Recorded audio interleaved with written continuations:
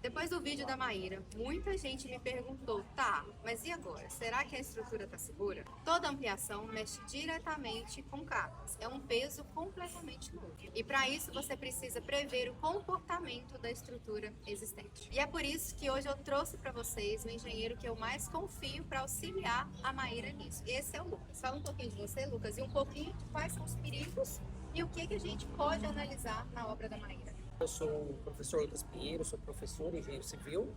Eu atuo há mais de 15 anos já na construção civil, tanto projetando quanto na parte de laudos, inspeções e perícias. E é muito interessante você comentar sobre a compatibilização de projeto. O projeto arquitetônico ele é a base de tudo. E em se tratando de ampliações, algo que é muito importante de se analisar são principalmente a criação de novas estruturas, claro, porque eu estou criando um novo pavimento, eu tenho que criar novos pilares, fundação, novas lajes.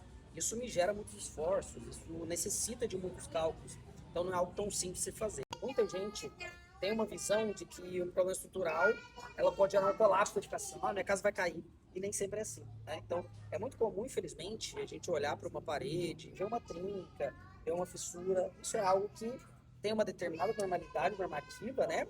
Mas que não é algo legal. Sim. Então a gente tem tanto o efeito estético, que é ruim de ver, eu morar numa casa que tem uma trinca, eu tenho de fato os problemas estruturais que são mais graves, né? Então eu vou dar uma dica para quem tá assistindo, né? Se você olha para a trinca da sua casa, né? Você vê que tem uma fissura, vê que tem um problema na sua parede, por exemplo. Se ela tiver muito aberta e muito inclinada, normalmente 45 graus, eu já tenho um risco maior. Então uma coisa que é muito importante da gente citar aqui são o trabalho após o problema ter acontecido, que é a área de laudos, inspeções e perícias, né? Então, aí eu estou com um problema na minha casa. É muito difícil uma pessoa que não é da área identificar a origem daquele problema, né? E por isso que, normalmente, elas nos chamam. Falam, olha, eu preciso saber qual é a origem do problema. O que eu tenho que fazer? É importante falar também que, apesar do arquiteto saber sobre patologias, esses problemas são chamados de patologias da edificação. Apesar de nós sabermos, nós estudamos, nós sabemos identificar, quando o problema é estrutural, não é direito. Não tem como, tem que ser o calculista.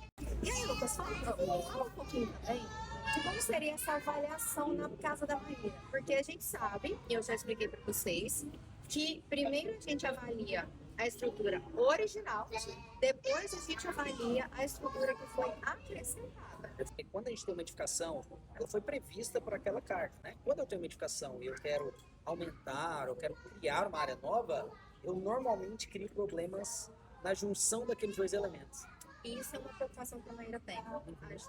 É um problema que eu acho que acomete a grande maioria das pessoas que fazem essa interface entre uma estrutura de concreto armado, convencional, pilar e viga, e uma estrutura metálica.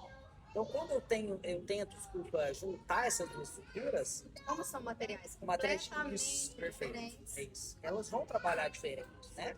Então, é quase que uma normalidade a gente encontrar esse tipo de junta, uma trinca muito retilínea por conta desse fator. Então, assim, o que a gente vai avaliar no caso da Maíra? Certo. Projeto original, Sim, os cálculos do projeto que a gente está acrescentando. perfeito. Vamos supor, espero que não seja o caso, mas vamos supor que você descobre que esses cálculos estão subdimensionados, ou seja, eles estão devendo a suporte, carga que eles deveriam segurar. O que a gente faz? Reforço do reforço. Reforço do reforço. Ou Olha que seja, ela vai gastar duas vezes. Eu vou ver todo o cálculo que o projetista fez. Mas o cliente ele tem direito a esse memorial Sim. de cálculo? Sim, ele tem.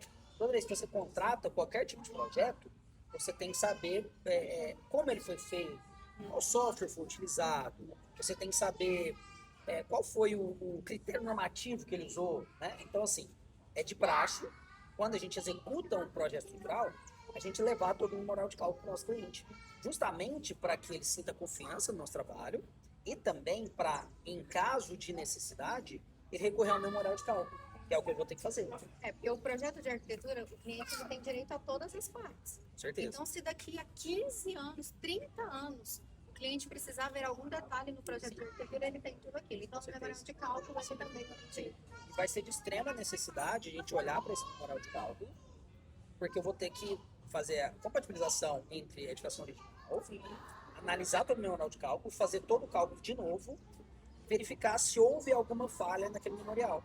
gente tem que lembrar que por mais que a tecnologia auxilie e muito, ela não é perfeita, Perfeito. e ela é. Perfeito. E outra também, independente da profissão, né?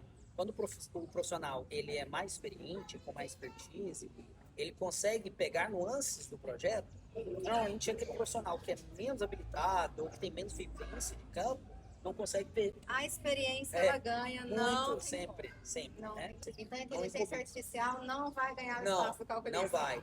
Ela melhora muito. A inteligência artificial, ela ajuda muito a gente. Mas o refinamento, esse vai depender da Ainda experiência. continua sendo mais. Esse não tem. Esse é o fator. Agora, um outro detalhe. Vamos supor que a Maíra não solicite esse laudo e ela confie na estrutura e a estrutura foi subdimensionada. Quanto tempo ela começa a apresentar problema? Depende muito de qual foi o nível de falha. Tá? Normalmente, quando eu tenho uma falha de subdimensionamento ou de falha de projeto, ela acontece quase que imediatamente. Tá? Se é falha de Então, não é o caso. Por enquanto, tá tudo Que bom, tranquilo, gente. tomara que não seja um problema estrutural, né? Mas ela também pode acontecer depois de muito tempo. Eu já vi problemas estruturais graves em que eu fui perito, que aconteceram após 5 anos executada. E a gente precisa lembrar que 5 anos é a responsabilidade técnica do profissional. Só que a gente tem que lembrar também que toda estrutura trabalha. certeza. Então, não é toda patologia, ou seja, agora que você já entendeu o que é patologia, né, que é aquele probleminha que aparece, não é todo problema que significa alguma coisa grave. Quando a gente fala da metodologia construtiva convencional, de concreto armado, é muito comum terem fissuras, né? Eu falo que não é normal, mas estatisticamente é comum. Aparece em quase todo tipo de casa. Sim. É muito difícil eu entrar numa casa e não ter uma fissura, infiltração, principalmente capilaridade. É muito comum. Capilaridade, que ele acabou de falar, gente, é uma coisa que um professor meu falava. A água, ela sempre vai achar o caminho dela. É isso aí. Então, vamos supor que a gente fez uma impermeabilização que não foi muito bem feita. Ela vai passar por algum lugar para ela sair dessa área de impermeabilização. Então, ela vai aparecer. Todos esses detalhes precisam muito bem ser vistos, porque a própria água danifica a estrutura dependendo de onde ela estiver. Com certeza. Essa de capilaridade é pezinho de parede, né? Aquela chata, quase todo mundo tem. Só que ainda tem um detalhe. Na casa da Maíra foi feito um lago gigantesco. A gente tem que considerar o peso do lago, a gente tem que considerar o próprio reforço e a gente ainda tem que considerar o peso da água. Com certeza. O empuxo que ela gera, né? Você lembra daquele caso, eu não sei se foi aqui em Goiânia, que fizeram uma piscina na varanda e não podia encher a piscina, Lembro porque não demais. consideraram o peso da água? Era um dos prédios mais icônicos de Goiânia, chamava Excalibur, região do Marista, né? Isso. É uma região muito nobre da cidade de Goiânia. E esse prédio era um dos mais caros de Goiânia. Foi durante muitos anos o mais caro, né? Paris. Aham. Não, e olha a loucura do Porque ele foi considerado de projetista. alto luxo, foi uma É. novidade você ter uma Sim. piscina dentro do Por apartamento. andar, né? Era uma piscina por andar. E aí, quando foram fazer os cálculos, fizeram todos os cálculos de dimensionamento, mas esqueceram de calcular o peso da água. Olha que absurdo. Então pensa, você investir milhões num Sim. apartamento para ter uma piscina no seu apartamento e não poder encher a piscina porque o calculista não considerou o peso da água. Esse é um dos casos mais icônicos do Brasil, eu acho. Então, Lucas, só para a gente conseguir fechar, se você fosse dar um conselho para Maíra agora, hoje, qual seria? Faça urgentemente o laudo de inspeção predial completo na sua Um edificação. laudo.